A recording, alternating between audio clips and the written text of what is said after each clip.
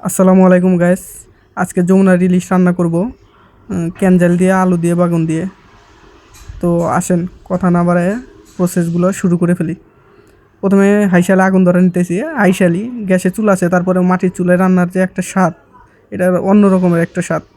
তো খড়িগুলোয় আগুন ধরাতে এগুলো দিয়ে ধরায় নিচ্ছি। তারপরে হচ্ছে এই যে মাছে মশলাপাতি দিয়ে কিছুটা মাখিয়ে নিলাম।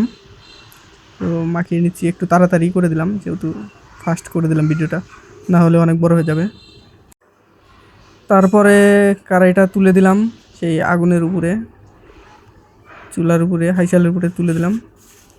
এগুলো প্রসেসের ব্যাপার, আস্তে আস্তে হবে। তারপরে ডাইকা দিলাম, এই ডাকনাটা ভাঙ্গাচুরা। তারপরেও কিছু করে নাই। 7 থেকে 8 মিনিট পর যখন প্রায় বল্লকটা উঠে গেছে, ডাকনাটা খুলে দেখছি, কি যে একটা বাসনা ইলিশের! সেই বাসনাটা অলরেডি এসে গেছে। অন্যরকমই এক বাসনা, যমুনার ইলিশ বলে কথা। আর কালারটা দেখছেন গাইস, কালারটা কিন্তু জোস কালার আইছে। আবার ডেকে দিলাম। তো এখন মাছগুলো হয়ে গেছে। 7 থেকে 8 মিনিট পর, 10 মিনিট পরেই মাছগুলো হয়ে গেছে। এগুলো ঢেলে রেখে দিচ্ছি আলাদা একটা পাতিলে, কারণ এই কড়াইয়ের ভিতরে আবার ওই তরকারিগুলো কষাতে হবে, যেগুলোর জন্য প্রথমে তেল দিতে হচ্ছে। তো তেলটা দিয়ে নিলাম, সয়াবিন তেল। সয়াবিন তেল দেওয়ার পরে এখন আমরা হচ্ছে পেঁয়াজের কুচিগুলো দিচ্ছি।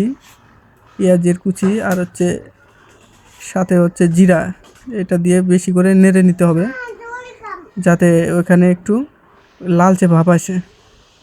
লালচে ভাব আনার জন্য একটু নাড়াচাড়া করছি। নাড়াচাড়ার পরে এখন মশলাগুলো দিচ্ছি। আদা রসুন বাটা একসাথে দিয়ে দিলাম, তারপর হচ্ছে মরিচের বাটা। তো গ্যাস একটু নাড়াচাড়া করে নিচ্ছি যাতে ভালো দেখা যায়, কালারটা আসে মশলাপাতি দিয়ে। মোটামুটি কালার একটা এসে গেছে, সুন্দর কালার। তারপরেও একটু মরিচের গুঁড়া, তারপরে হলুদের গুঁড়া, এগুলো দিয়ে নিচ্ছি যাতে কালারটা আরও সুন্দর আসে, স্বাদটা সুন্দর আসে। দেখতে থাকেন গ্যাস। এখন হচ্ছে আমার ওই কি আমরা বলি ওইগুলো হচ্ছে ক্যানজাল। আপনারা জানি না কি বলেন আপনাদের ভাষায়, আমাদের ভাষায় এটাকে ক্যানজাল বলে, সিরাজগঞ্জের ভাষায় এটা ক্যানজালই কয়। আমরা ক্যানজাল করেই কই।